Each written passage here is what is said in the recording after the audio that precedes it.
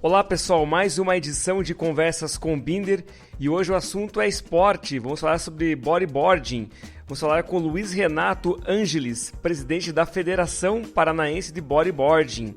Ele vai falar sobre a nova diretoria, como é que está o esporte aqui no Paraná. O Paraná sempre foi muito forte no bodyboarding e qual é o objetivo dessa nova diretoria da federação. Há uma busca de um resgate histórico, né? Se aproximando de campeões, pessoas ligadas à modalidade e especialmente como fomentar o esporte em tempos de pandemia, já que muitos esportes acabaram perdendo seguidores e praticantes por conta da pandemia da Covid-19. Mas agora há uma retomada e essa perspectiva que nós vamos conversar com Luiz Renato Ângeles, presidente da Federação Paranaense de Bodyboarding. Então, primeiramente, Renato, obrigado por ter aceito o convite de participar aqui com a gente desse bate-papo. Mas antes, vamos a um rápido intervalo aqui e já voltamos para conversar com o Luiz Renato Ângeles, presidente da Federação Paranaense de Bodyboarding. Para a gente começar, Luiz Renato, queria que você contasse um pouco da história do bodyboarding, como é que ele começou, o esporte, qual a origem dele. Eu vou falar para você, confesso aqui, não entendo nada do esporte, embora seja ligado, né, às corridas de rua, às maratonas, enfim.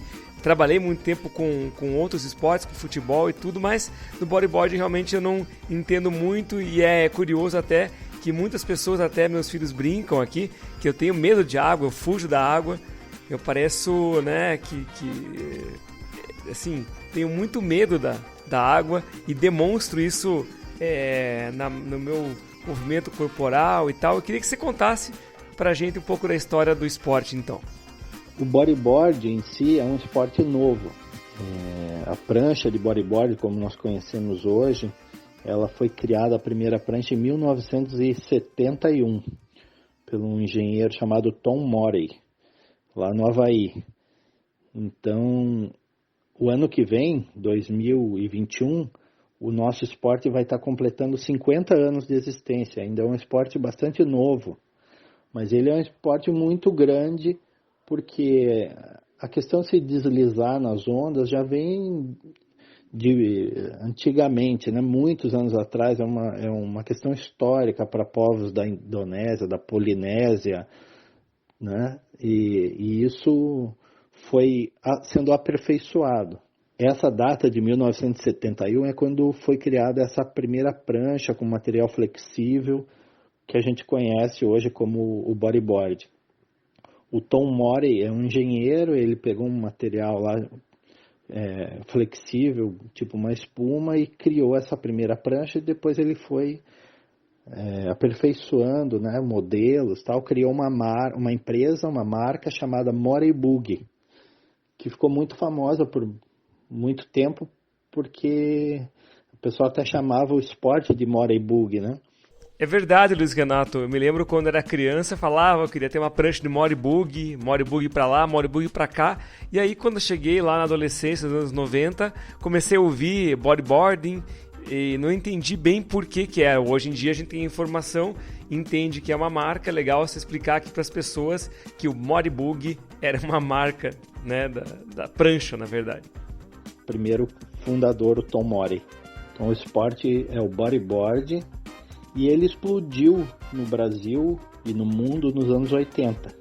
Chegou no Brasil ali no final da década de 70, com alguns atletas que trouxeram as pranchas de fora, né, da Califórnia, do Havaí, e começou a se difundir pelo Brasil. E no final dos anos 80 era um esporte muito grande no Brasil já, o bodyboard, porque ele já estava presente em quase todo o litoral brasileiro, as pranchas, e nós tivemos atletas que se destacaram muito nas competições mundiais, principalmente o feminino. As nossas atletas foram campeãs mundiais ininterruptamente por muitos anos, né? De fato, Luiz Renato, eu lembro na década de 80 ali que a gente via muitas meninas praticando, né, o bodyboarding. Desde a infância, assim, era uma coisa bastante curiosa e talvez muito por conta disso os resultados vieram para o Brasil Assim como, por exemplo, a gente pega no futebol americano, né, no soccer, né, futebol nosso tradicional aqui, os Estados Unidos tem muitas mulheres praticando enfim, o esporte lá feminino, o futebol feminino é muito forte, com títulos mundiais, dessa mesma forma que aqui o bodyboard no Brasil. O bodyboard feminino do Brasil era imbatível até pouco tempo atrás. Depois, nos anos 90, também, na categoria masculino, um brasileiro começou a se destacar, principalmente o Guilherme Tâmega, mas antes a hegemonia era dos havaianos. Mas então o bodyboard cresceu muito ali na década de 80 e 90 e continua crescendo, um esporte ainda novo, que vai fazer 50 anos no ano que vem. Quase, aí vai fazer 50 anos já, década de 70, hein? 70, esse ano fez aí 50 anos do título do Brasil no futebol, o tri do Mundial de 70, 50 anos. Parece que foi ontem, né? Exagerei um pouquinho, parece que foi ontem, mas como o tempo passa rápido e é impressionante isso, uma coisa, o tempo é muito rápido, temos que aproveitar. E por falar nisso, por aproveitar, eu queria que você falasse como é que está sendo agora, já tem 30 anos da federação também, né? Ao mesmo tempo que o esporte no Brasil já vai completar 50 anos, temos 30 de federação. E eu queria que você falasse como é que tem sido isso, 30 anos de Campeonato Paranaense disputado, a federação um pouco menos, né, 30, mas eu queria que você contasse como é que está o esporte, o bodyboard aqui no Paraná. Então nós estamos comemorando aí 18 anos da federação e 30 anos de circuito paranaense de bodyboard ininterruptos. E vamos começar então agora uma série de postagens nas nossas redes sociais e trazendo toda essa história, uma galeria de campeões e também um resgate histórico para buscar informações anteriores até esse primeiro circuito, que são os fatos ali quando o bodyboard chegou no Paraná, as primeiras competições, a primeira equipe técnica, que aconteceu nos anos 80 com o Bodyboard Clube. E agora falar um pouquinho também, Luiz Renato, sobre a nova diretoria. Qual que é a expectativa, o que vocês pretendem implementar? Queria que você contasse um pouco dessa nova fase da Federação Paranaense de Bodyboarding. Olha, a Federação Paranaense teve uma troca de diretoria nesse ano. Foi feita uma assembleia no final de fevereiro, dia 29 de fevereiro, em Matinhos, houve uma assembleia, tinham 2 chapas concorrendo, foi uma eleição bem democrática, um processo bem transparente. Nós assumimos então no começo de março. A equipe que está nessa diretoria agora, uma equipe muito boa, todos têm envolvimento já de muito tempo com o bodyboard. Eu, Luiz Renato, sou o presidente, o Stefano Trisca é o vice, ele que foi o primeiro presidente da federação em 2002, ele ficou 10 anos à frente da federação e agora está retornando aí junto comigo para fazer uma nova fase aí de trabalho. O nosso diretor técnico é o Saul Ribeiro, que foi o primeiro campeão do circuito em 1990 e depois que ele parou de competir, ele começou a treinar como juiz. Hoje ele é um dos melhores juízes do Brasil e é o nosso diretor técnico, chefe dos juízes aqui do Paraná. Eu trabalhei na Associação Paranaense na década de 90, fui presidente durante 7 anos, até que foi fundada a federação em 2002. Depois o Stefano deu continuidade aí nos trabalhos do bodyboard no Paraná e hoje nós estamos juntos fazendo essa diretoria aí. Criamos um conselho para trabalhar com a gente, de várias pessoas que também participaram desde lá o primeiro circuito. O Luiz Gustavo Vardan, que era o presidente da Associação Paranaense na época do primeiro circuito, o Renato Hansdorfer, que era lá dos anos 80, do Bodyboard Clube, o Liam, que era o primeiro head judge, chefe dos juízes da equipe técnica. Nós temos aí bastante gente trabalhando com essa nova diretoria para fazer esse resgate histórico e para preparar o circuito para o ano 2021 e tentar trazer algumas coisas novas também que nunca foram feitas no Paraná. Nós vamos ao rápido intervalo aqui no Conversas com Binder e voltamos já já.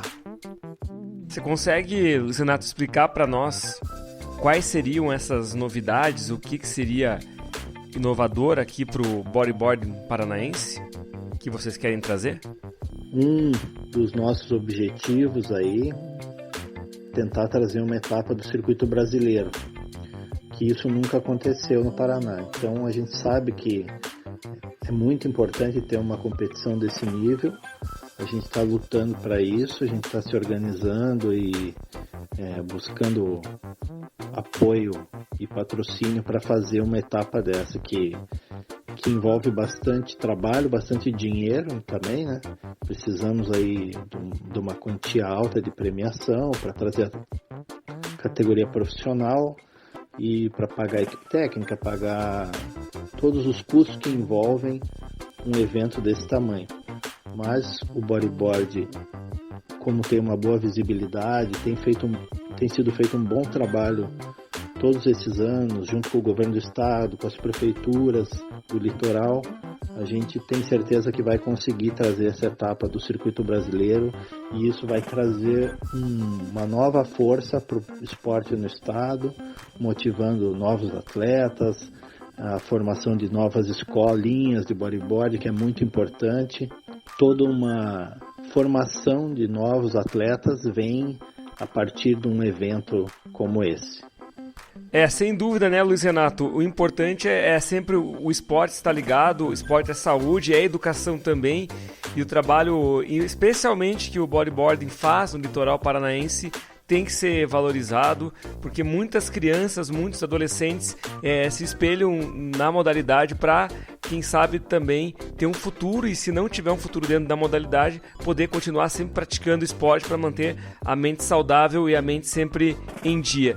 Mas eu queria que você falasse um pouco mais dessa proximidade que vocês estão tendo com pessoas ligadas ao esporte, pessoas de outros momentos que já participaram, esse resgate, né? Acho que é muito importante que as pessoas que fizeram história no bodyboarding possam se aproximar neste momento de vocês também. O Sanderson Trevisan é o maior campeão aí da história do bodyboarding no Paraná. Desses 30 anos de circuito, ele foi campeão 11 vezes. Então ele tem uma marca histórica aí muito difícil de ser atingida.